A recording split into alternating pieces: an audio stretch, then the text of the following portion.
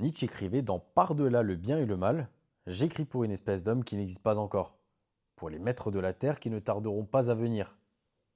Je les vois venir, avec une volonté puissante, un désir de dépassement et une capacité à supporter le poids de cette terre sans s'effondrer sous elle. Ces hommes posséderont la force de forger de nouveaux chemins, de nouveaux ordres et de nouvelles valeurs. Ils ne craindront pas la solitude et l'incompréhension, car ils sauront qu'ils sont les créateurs du futur.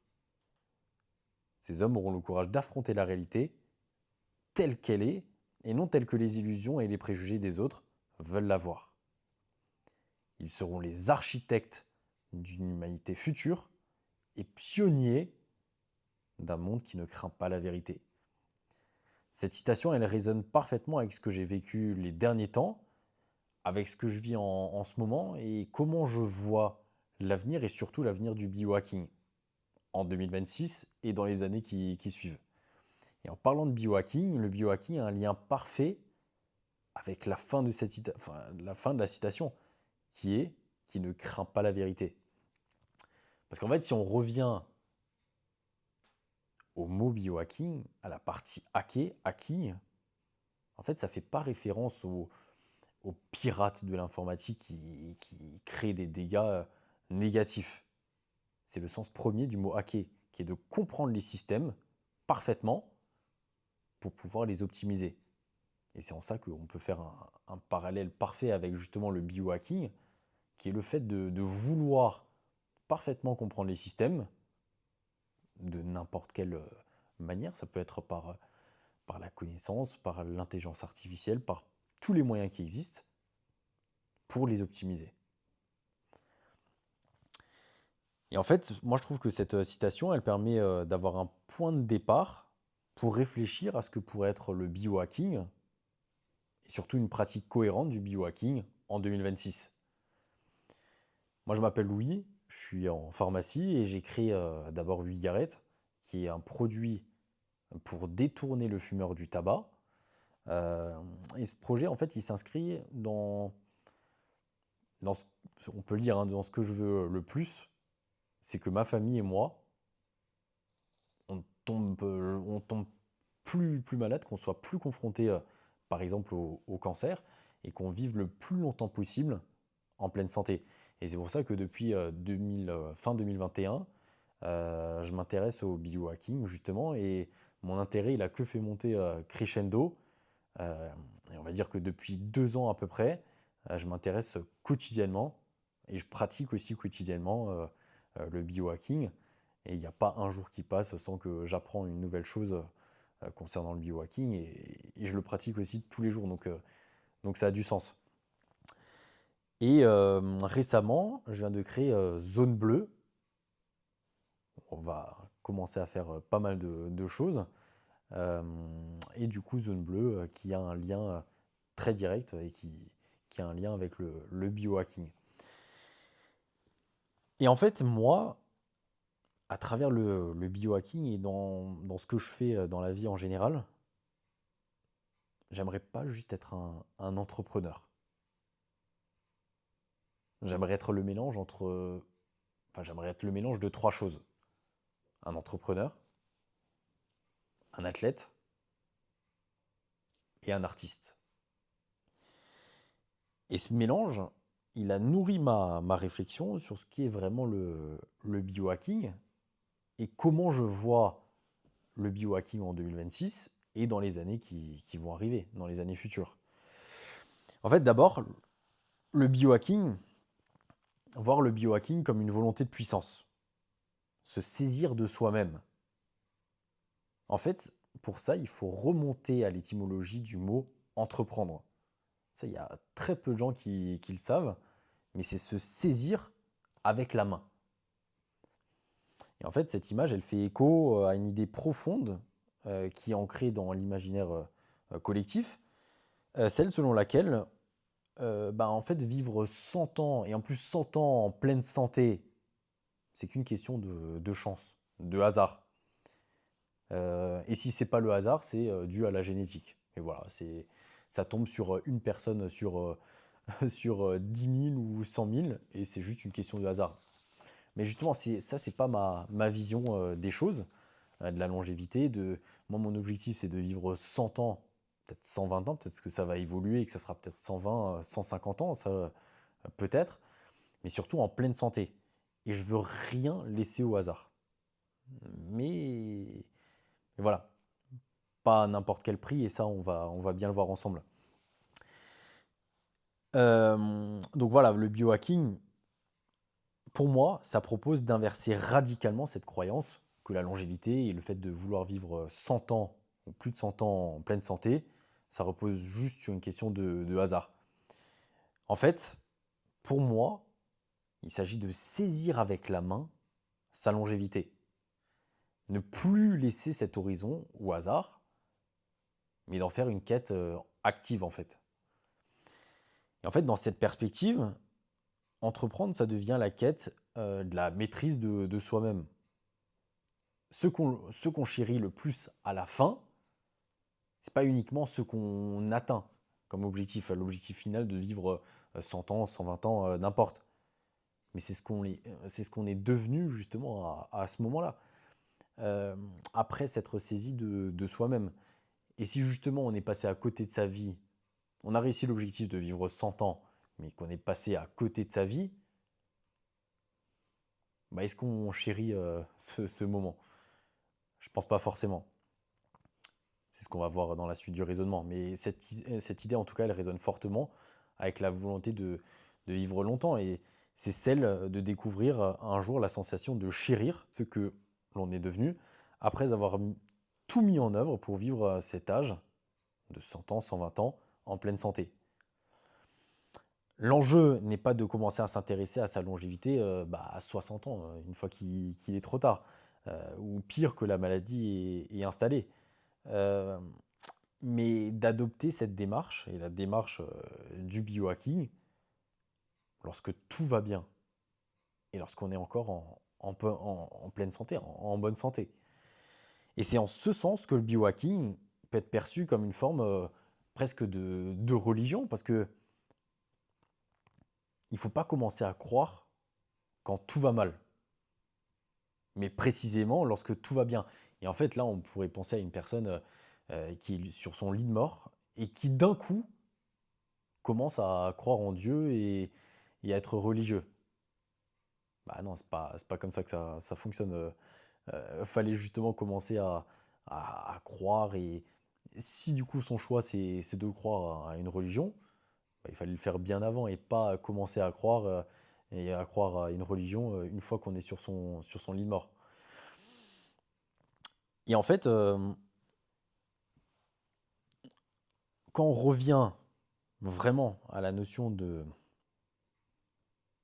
hacking, de hacker dans le biohacking, en fait, cette notion, elle est vraiment centrale. Et je l'ai dit, hacker, ici, c'est vraiment dans le sens premier du mot hacker, qui est de comprendre les systèmes et ensuite de les optimiser. Donc ça résonne parfaitement avec ma vision de la santé.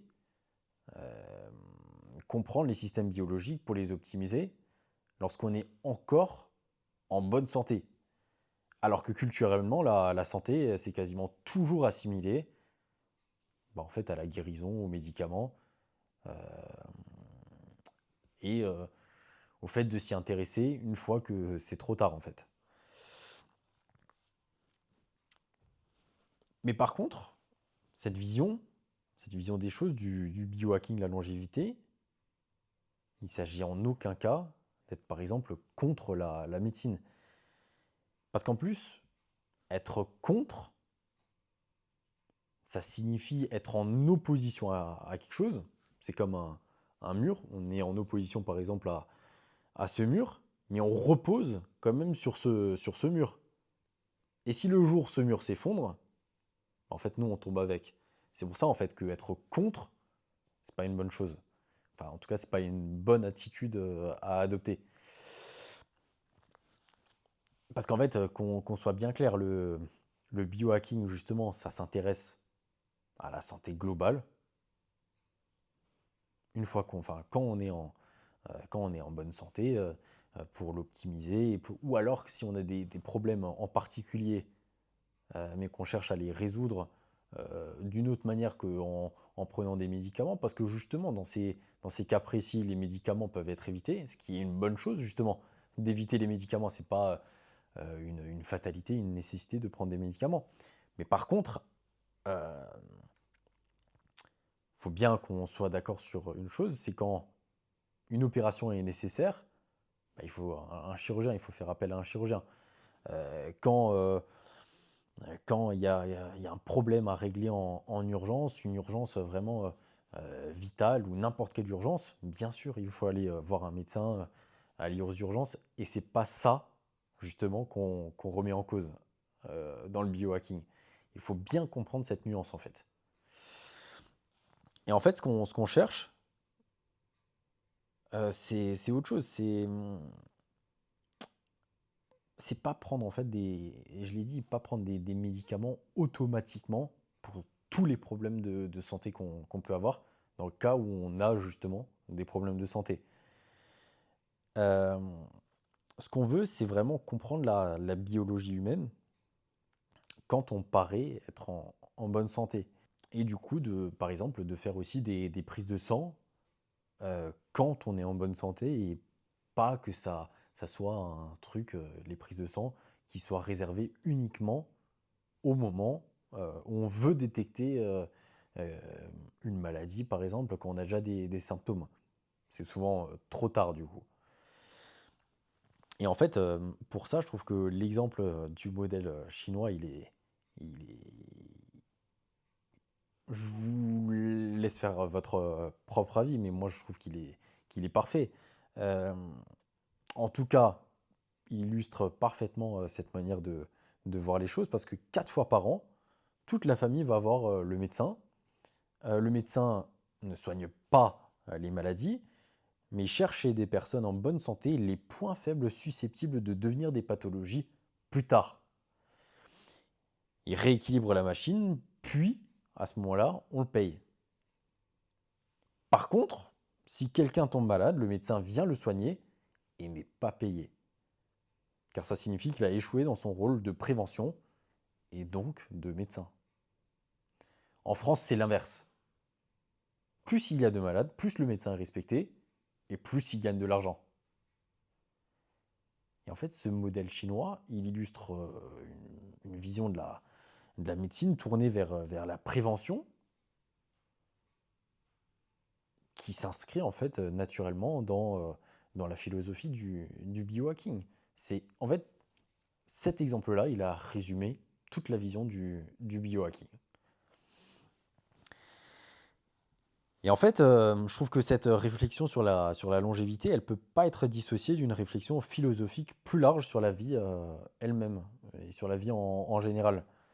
Euh, En fait, d'un côté, par exemple, il y a Schopenhauer qui développe l'idée de la volonté de vivre comme force fondamentale poussant les êtres à exister et à se reproduire, mais sans véritable dépassement. Pour lui, la vie est une lutte permanente contre l'existence, faite de désirs insatiables ou de moments d'ennui. La solution qu'il propose est l'ascétisme, le renoncement au plaisir et au désir matériel. Mais moi, ma vision de la longévité, du biohacking et de la vie en général, c'est pas forcément celle-là. Et surtout, c'est qu'il faut pas oublier le kiff, la notion de plaisir. Et je pense que si on oublie la notion de plaisir, c'est au risque de tout gâcher. Et c'est en ça que ma vision des choses vient enfin plutôt contre Schopenhauer justement, et ce qu'il dit là, et se rapproche de celle de Nietzsche. Et c'est justement cette approche-là qu'on va voir ensemble. Parce que Nietzsche, lui, il valide pas du tout cette approche. Ce que Schopenhauer appelle la volonté de vivre n'est, selon Nietzsche, qu'une manifestation superficielle d'un instinct plus profond, la volonté de puissance.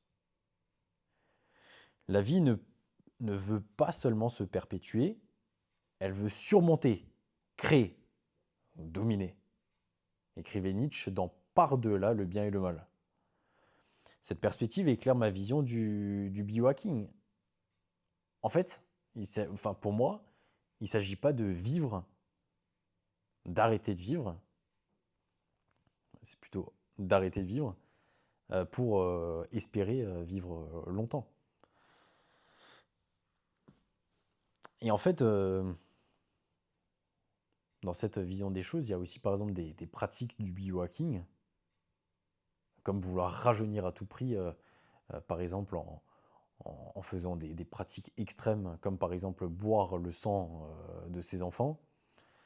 Enfin, je suis complètement contre ce genre de choses. Faut pas oublier, enfin, selon moi, la notion de plaisir pour justement espérer vivre longtemps. Et en fait, justement, enfin, c'est c'est être présent, c'est être présent pour sa famille, entretenir des relations saines, pas boire justement le sang de ses enfants pour vouloir rallonger sa vie à tout prix.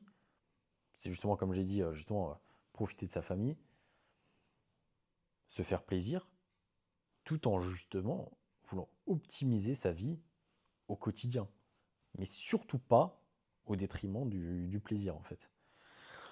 Et c'est ici que le biohacking, tel que moi je le conçois, se rapproche de Nietzsche, en fait, et s'éloigne plutôt complètement de celle de Schopenhauer. Il ne s'agit pas de nier la vie, mais de l'affirmer pleinement. Faire en sorte que les techniques quotidiennes de biohacking qui peuvent paraître chiantes ne mènent pas à la privation, mais qu'elles soient au service de ce qu'on aime faire pour le faire justement encore plus. Vous voulez que votre douleur soit pour vous une bénédiction, vous ne voulez pas fuir la souffrance, mais l'embrasser, car c'est à travers elle que vous trouverez la rédemption et la grandeur, disait Nietzsche dans Crépuscule des idoles. Parce qu'en fait, quand le biohacking dévie, et ça, il y a plein d'exemples que je pourrais citer et que je vois très souvent sur les réseaux, etc. En fait, on devient un esclave de cette pratique, de cette vision des choses, du biohacking. Et en fait, moi je trouve que même on devient une caricature ridicule de nous-mêmes en fait. Et en fait, c'est ce qui nous mène à une des idées phares de Nietzsche dans la généalogie de la morale, c'est la morale d'esclave. Voilà, je pense que tu comprends le parallèle. Et dans ce livre, il enquête sur l'origine des valeurs humaines. La thèse du livre, c'est dire que les valeurs morales ne sont pas des vérités éternelles et universelles, mais des constructions historiques. Elles viennent de nos conditions sociales et des relations de pouvoir. En gros, il explique qu'il y a deux morales.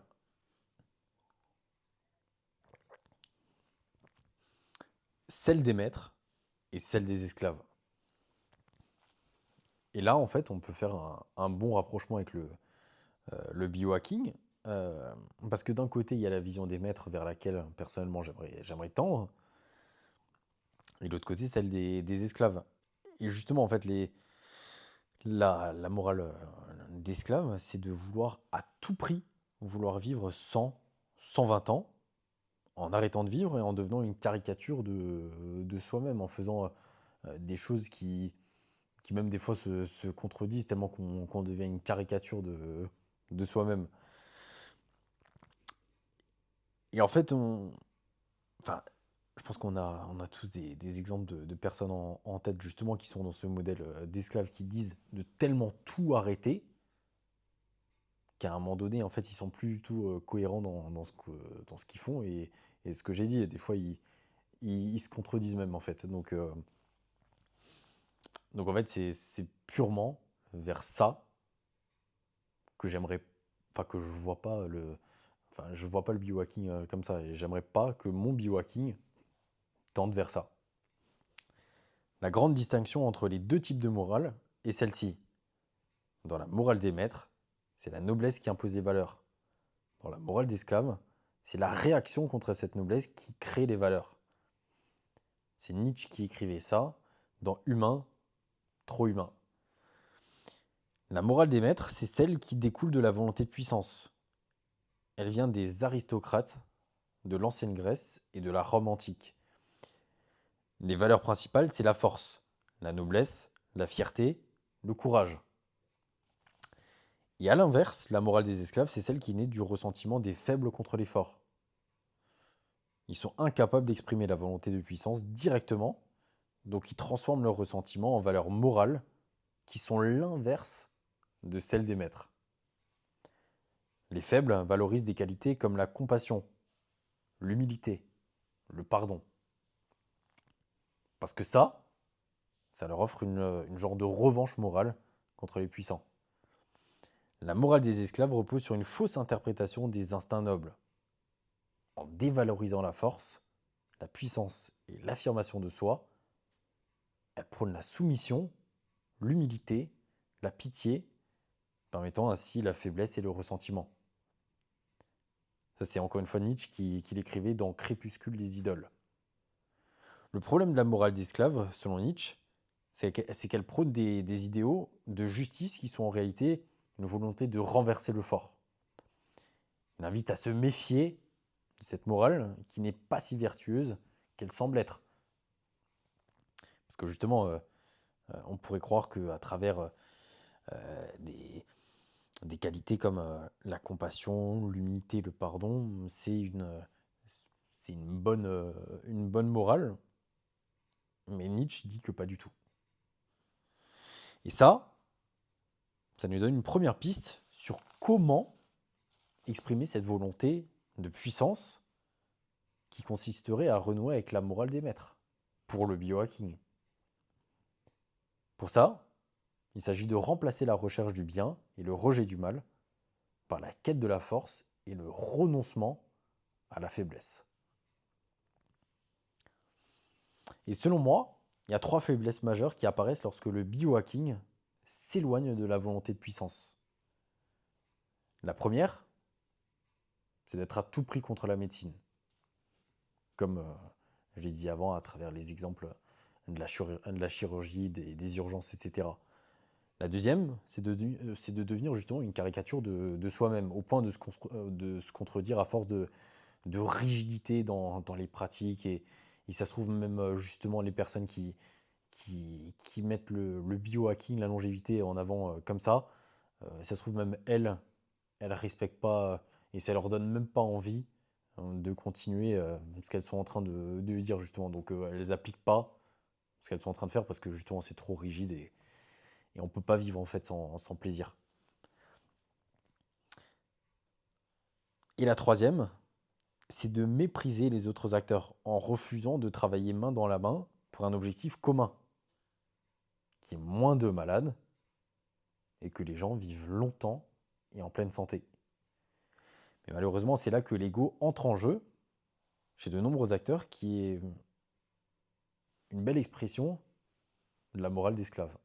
Nietzsche, il écrivait dans Par-delà le bien et le mal, encore une fois, la morale des esclaves, en contraste avec la morale des maîtres, a besoin d'une perspective hostile et méprisante pour pouvoir exister.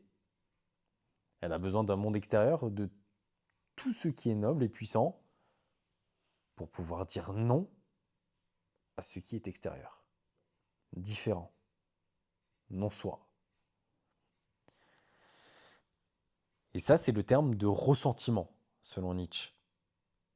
Le ressentiment, selon Nietzsche, se caractérise par une culture de la victimisation, qui consiste à accuser constamment des causes extérieures pour ses propres échecs.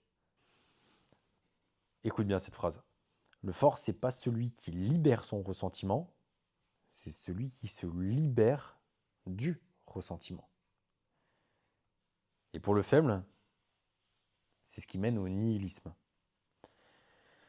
Pour en revenir à notre réflexion et comment avoir une pratique cohérente du biohacking, avoir une mauvaise pratique, ça serait de remettre en cause les valeurs morales, qui sont en fait l'expression d'une faiblesse incompatible avec la volonté de puissance.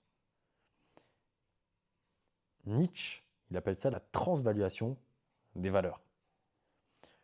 Le piège, quand on pratique le biohacking en étant une caricature de soi-même, et qu'on a détruit toutes les valeurs, c'est de sombrer dans le nihilisme. Le nihilisme, ça vient du latin qui signifie le rien. Le nihilisme, ça désigne la croyance que la vie n'a pas de sens intrinsèque, que les valeurs morales sont inexistantes.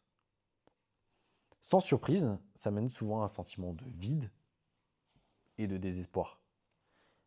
Appliqué dans notre contexte de biohacking, quand on devient une caricature de soi-même et qu'on oublie des notions comme la notion de plaisir ou qu'on oublie de vivre, ça mène juste à du vide et du désespoir. Et en fait, quand on a cette vision des choses, au final, ça sert à rien et ça sert même à rien, au final, de vivre et ça vient supprimer l'objectif initial qui était de vivre longtemps, 100 ans, 120 ans.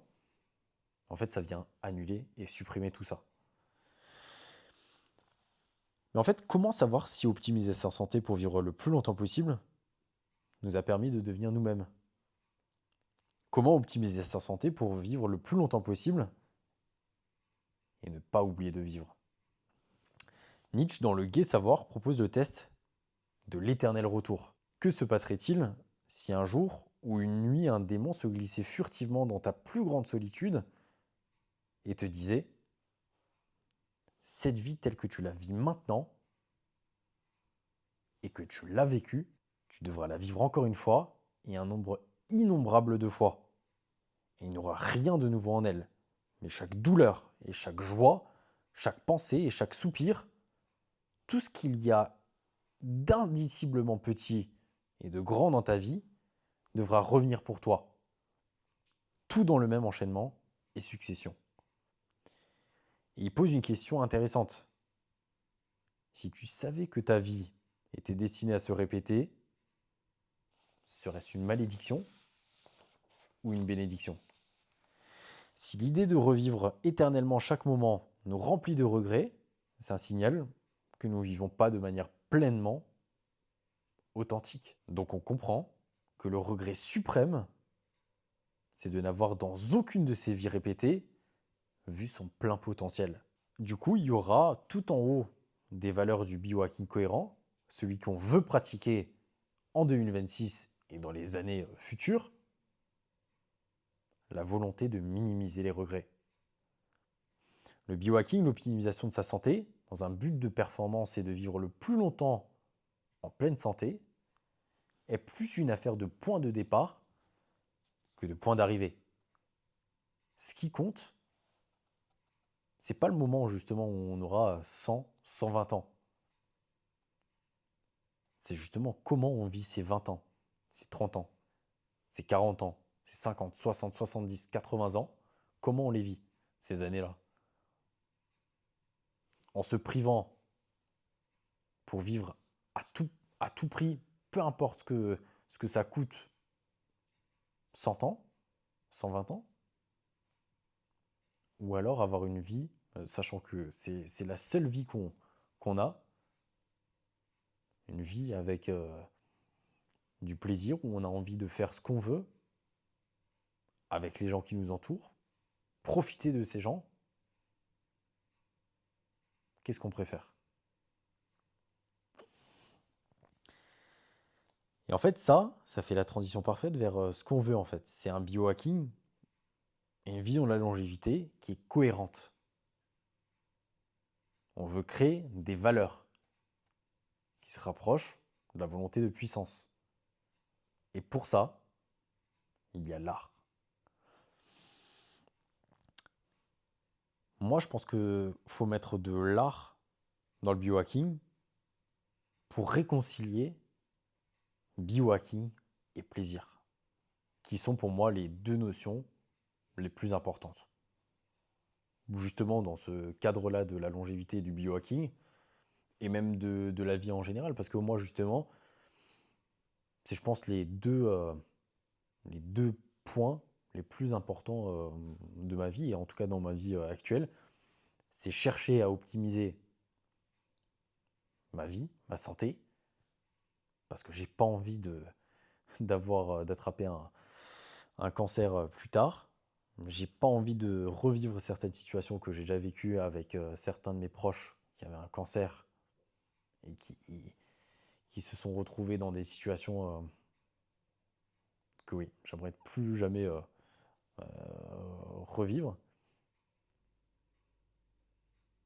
Et justement, pour eux, j'aimerais tout mettre en place dans ma vie. Ils pourront malheureusement plus le voir, mais en tout cas, j'aimerais y arriver.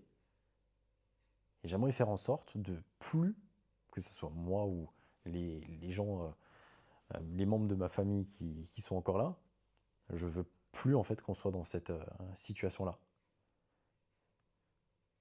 Tout en n'oubliant pas la notion de plaisir. En fait, ce qui peut limite même être un peu paradoxal après ce que je viens de dire, parce que on pourrait croire que après ce que je viens de dire, bah, du coup, il faut arrêter de vivre et il faut tout faire pour surtout pas tomber malade et on vit avec la peur et ça, je suis pas d'accord parce que vivre avec la peur et vivre du coup sans plaisir, autant arrêter de vivre tout de suite et,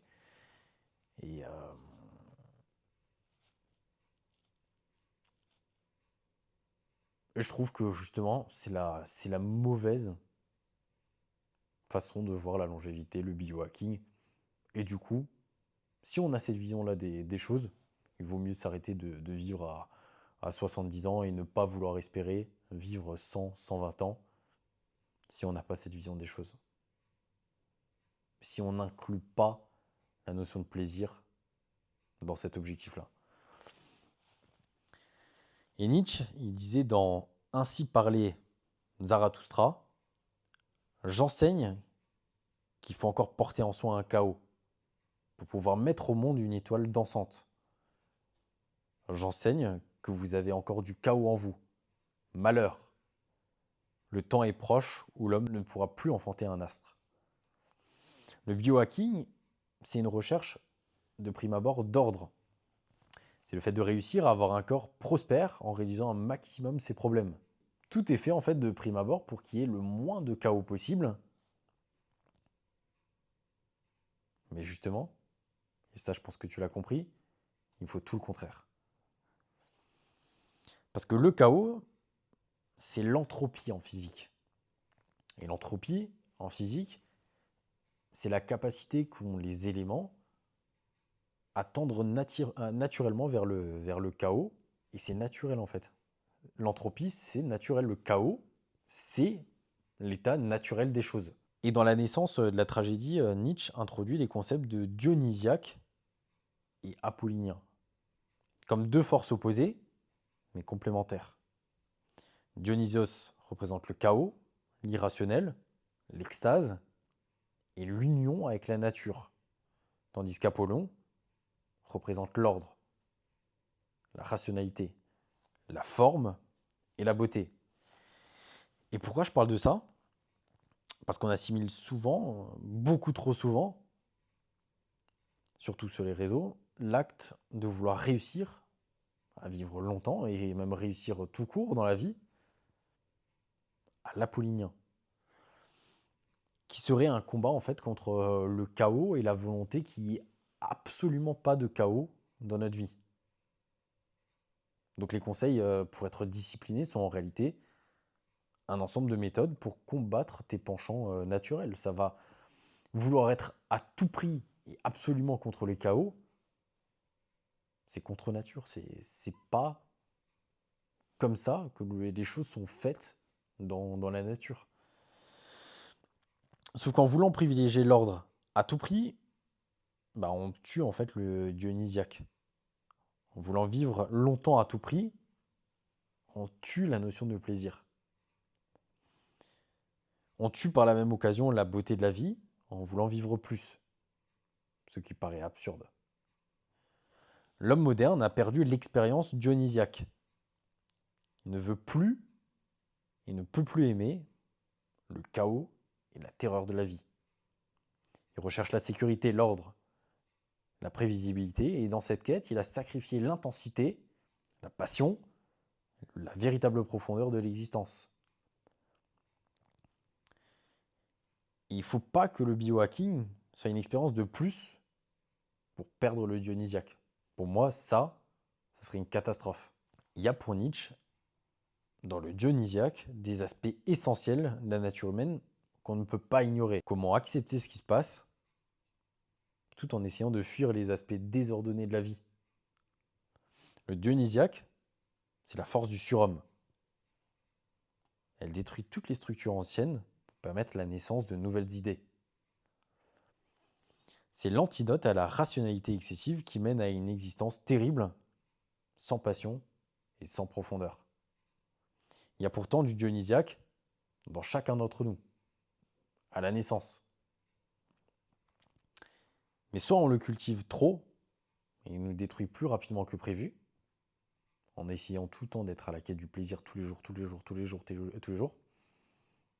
Ça nous mène à nous tuer. Soit on veut éviter ce cas de figure, et ça a un effet apollinien. La volonté de absolument pas chercher le plaisir, être hyper discipliné, chercher que la discipline, discipliné, oublier la notion de plaisir. C'est pour ça qu'on cadre et processie sa vie, mais c'est là que meurt le dionysiaque. Et en même temps, c'est l'art qui meurt. Nietzsche voit l'art comme une force vitale qui peut transformer la réalité quotidienne. C'est pas pour rien que l'art-thérapie est une thérapie contre le cancer. Nietzsche voit aussi l'art comme quelque chose qui offre un aperçu de la condition humaine. Il y a des musiques, des films, des livres qui te font pleurer parce qu'ils te permettent de voir une partie de toi d'une façon émouvante. Si le surhomme se nourrit d'art, alors il faut aussi que le pratiquant du biohacking se nourrisse d'art. Le problème, c'est qu'il n'y a rien de tout ça dans le quotidien de gens qui sont en proie à de réels problèmes, qui cherchent aveuglément à les résoudre et qui ne laissent pas de place à l'art. Comme s'ils étaient imperméables à l'expression artistique sous prétexte qu'ils ont des problèmes. Comment alors les réconcilier avec l'art? Nietzsche va chercher la réponse dans la tragédie grecque. La tragédie grecque naît de la fusion du dionysiaque et de l'apollinien, où l'individu accepte le chaos et l'extase de la vie tout en maintenant une forme, une structure. Nietzsche dans la naissance de la tragédie. En fait, la tragédie permet la réconciliation des contraires, comme c'est le cas par exemple avec l'art-thérapie et le cancer. Le patient cherche en l'art un échappatoire une fois que la maladie s'est installée. La tragédie permet la réconciliation des contraires en montrant des choses à la fois terribles, belles, chaotiques et ordonnées. Dans les tragédies, il y a un cœur souvent composé de citoyens qui expriment des émotions collectives. Il y a aussi des personnages qui sombrent dans la folie et à la fois aussi il y a des personnages très structurés qui sont des archétypes héroïques qui partent dans des quêtes irrationnelles. Quand ces forces sont parfaitement combinées, ça crée chez le spectateur l'expérience de la catharsis, qui est la purification.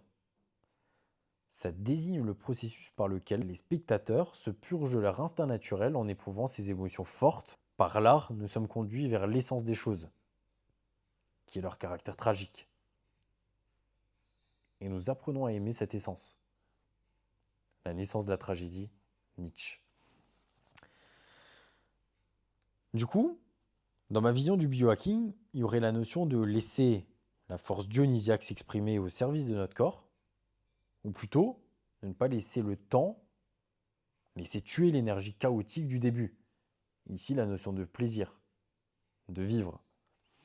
Donc dans ma vision du biohacking, vouloir vivre très longtemps en pleine santé, c'est pas arrêter de vivre et de devenir une caricature en faisant des choses qu'on n'aime pas, qu'on ne fait peut-être même pas réellement, avec lesquelles on n'est pas d'accord et au final, qui se contredisent peut-être même souvent. Mais le biohacking, c'est pour la personne qui veut que sa pratique du biohacking soit son œuvre d'art. Et on sait qu'on a produit une œuvre d'art quand elle donne envie à son spectateur lui-même d'en produire une à son tour. En fait, je crois que le biohacker, c'est celui qui donne aux autres l'envie de vivre longtemps à travers son œuvre d'art, à travers son art, à travers sa manière de faire les choses au quotidien, à travers ce qu'il produit. En tout cas, c'est l'effet produit quand on observe un esprit libre challenger avec succès les valeurs morales imposées par le groupe qui l'entoure et qu'on l'observe exprimer pleinement sa volonté de puissance. C'était Louis, Merci de m'avoir écouté.